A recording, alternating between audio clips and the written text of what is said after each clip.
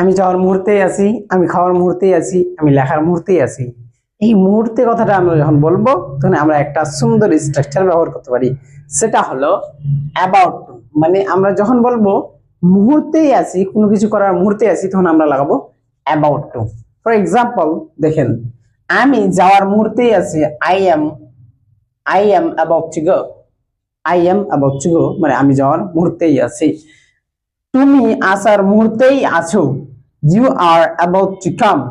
তুমি আসার মুহূর্তেই আছো, ইউ আর অ্যাবাউট টু কাম।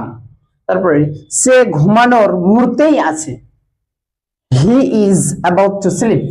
সে ঘুমানোর মুহূর্তেই আছে, he is about to sleep. ঠিক আছে। তারপরে সে যাওয়ার মুহূর্তেই আছে, he is about to go. আমরা খেলার মুহূর্তেই আছি, we are about to play. We are about to play. তারা লেখার মুহূর্তেই আছে, দে আর অ্যাবাউট টু রাইট। তারা লেখার মুহূর্তেই আছে, দে আর অ্যাবাউট টু রাইট। ছেলেটি পড়ার মুহূর্তেই আছে, the boy is about to read. The boy is about to read.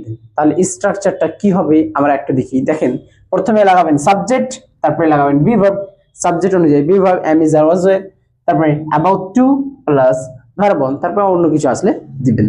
স্ট্রাকচারটা আবার বলি, subject plus be verb plus about to plus verb on, তারপরে যা আসবে দিবেন। Have a good